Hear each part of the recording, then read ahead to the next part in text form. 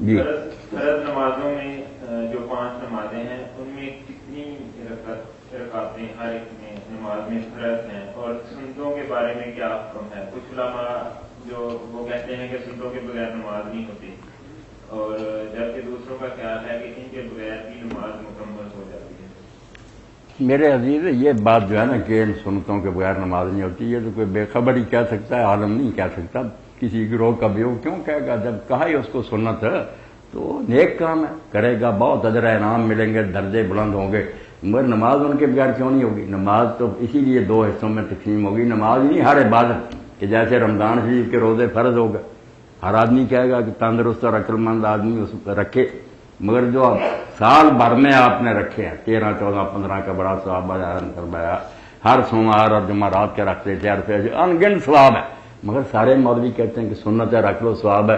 وہاں نہیں کہتے کہ اگر نہیں رکھو گے تو یہ رمضان کے روزے بھی ہیں، کیونکہ وہاں تکلیف کرنی پڑتی ہے، روزے نہیں رکھنے چاہتے یہ ملا بھی۔ یہ سنتیں نماز کی پر یہ جھگڑا ڈالیں گے، حالانکہ مسئلہ ایک ہی ہے کہ کیٹیگری 2 ہے، ایک لازمن کرنی پڑے گی، ایک آپ کریں گے تو ڈویژن امپروو ہوگی، اعلیٰ سے اعلیٰ، اعلیٰ سے اعلیٰ کریں کوشش، مگر نہیں کریں گے یا کبھی تھکاوٹ محسوس کر رہے ہیں تو بجائے اس کے 17 رکھتے ہیں دیکھ کر کے پہاڑ ہے، شاکین پہاڑ ہے، ساری چھوڑ دیں، دوزخ میں جائیں، بہتر ہے کہ 4 رکعت پڑھ لیں، بس نجات تو ہوگی، 5 مارکس مل گئے، 2 فجر، 4 زور، 4 عصر، 3 مغرب، 4 عشاء، حساب ان کا ہوگا، کوٹیرے میں صرف اس کے لیے کھڑے ہوں گے۔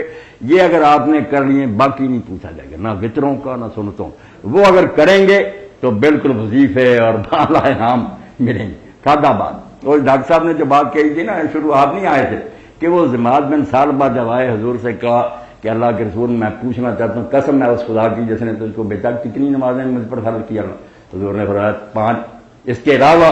فرمایا نہیں، الا ان تطوع، اس کے علاوہ شوق سے کرنا چاہے کر۔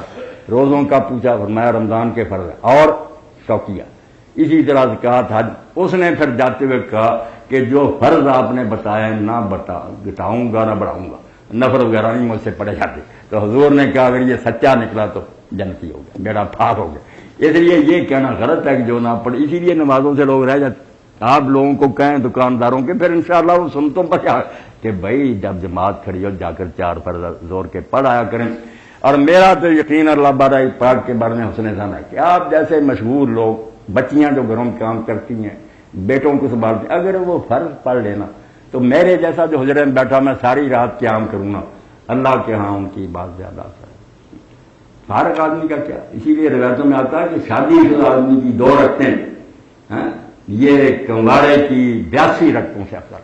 فارغ آدمی پڑھ رہا تو کیا کر رہا؟ یہ بیچارہ روزی کما رہا، بچے سنبھال رہا، کوئی بیمار ہو گیا اسپتال لے جا رہا۔ اللہ کا دین لوگوں کے حالات کا لحاظ کرتا ہے، اس لیے آپ رکعتوں کی اتنی فکر نہ کریں، جذبہ پیدا کریں کہ نماز پڑھنی ہے شوق سے، اول وقت پڑھنی ہے، بالکل دل میں ہونا چاہیے کہ سورج ڈالنے والا۔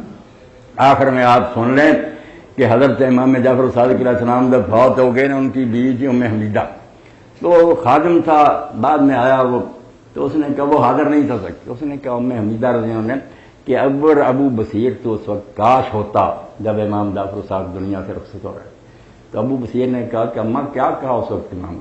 تو امام نے یہ بات کہی، اس بیوی آپ کی نے بتایا ام حمیدہ نے ان کے شاگرد کو کہ تو تھا نہیں۔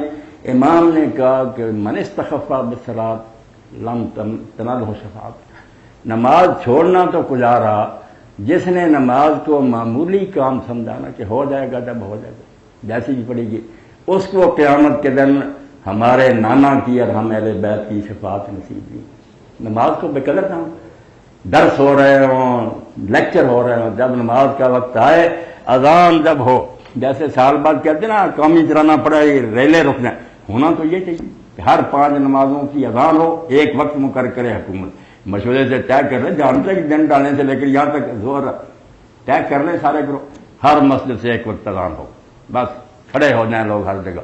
اسی لیے فقہا کہتے ہیں جیسے وہ گاڑیاں رکھتے ہیں، فقہا نے کہا کھڑے ہو جانا چاہیے، بیٹھے بھی نہ رہے، ہر آدمی قومی چلانے کی طرح کھڑا ہو جائے اور اس وقت تک قدم نہ اٹھائے جب تک اذان ختم ہو، سنتے رہے، جواب دیتے رہے۔ اگر یہ شاید پیدا ہو جائے تو اللہ کے فرشتے مدد کے لیے کیوں نہیں آئے؟ جب یہی ہے کہ چلو جی پڑھ لی نہ پڑھ لی تو ایسی نمازوں سے پھر کیا ملے گا؟ اللہ بھی منہ پر مارتا، اتنا شوق ہے صرف میری بات کا تم اذان ہوگی اور آئے. میں نے حضرت نافع ایک بزرگ تھے گجرات کاٹھیا واڑ میں، ان کا پڑھا کہ وہ بافندہ کا کام کرتے جس کو ہم جڑائے کہتے ہیں، کپڑا بنتے، مگر تھے ولی اللہ کے. جب اذان ہوتی تھی نا، بے شک ایک دھاگا رہ گیا کپڑا مکمل ہونے والا، اذان سنی چھوڑ کر چلے جاتے. ایک دن میرے بھائی نہیں چھوڑا، سستی ہو گئی، کہنے لگے چلو ایک آدھ رات اور مار لیتے ہیں. تو جب مسجد میں گئے تو پرانے کنویں ہوتے تھے، اس میں سے پانی نکالتے. تو حضرت نے جب ڈول اس میں لٹکایا، میرے آپ کی طرح سے نہیں تھا، وہ تو اللہ کا پیارا بندہ تھا. سزا ملی کہ اشرفیوں سے بھرا ہوا ڈول نکلا، پانی نہیں آیا، پاؤنڈ آئے سونے کے. اب اگر وہ ہوتے بے دین تو کہتے یار آج ہی تو نماز قبول ہوئی. نہ انہوں نے الٹا کیا اور سجدے میں گر گئے کہ میری گستاخی کا جواب ملا کہ اگر دنیا چاہیے تو میں نے قارون کو اتنی دی تھی لے لا، اور اگر مجھ سے محبت کرتا تھا تو جب میرا نام سن کر آ جاتا تھا، آج کیوں نہیں چھوڑا. جب ڈول پھر لٹکایا پانی آ گیا.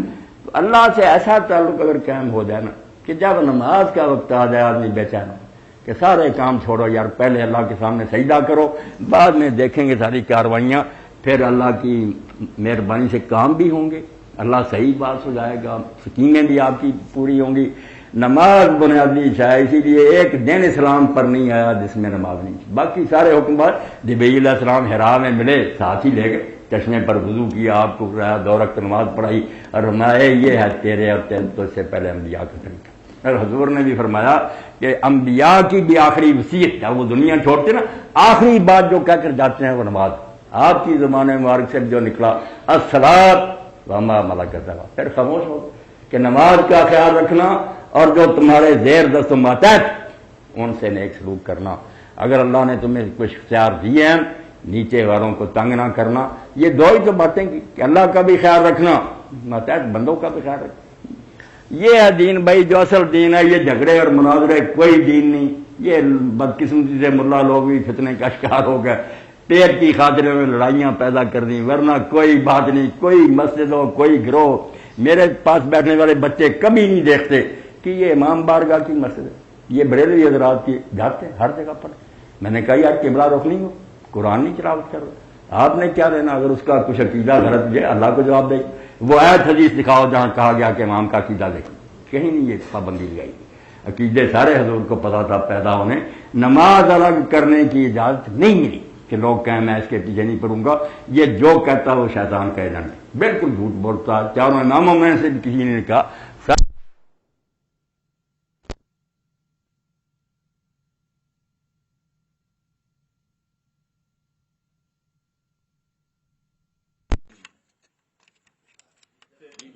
نماز جو ہے جی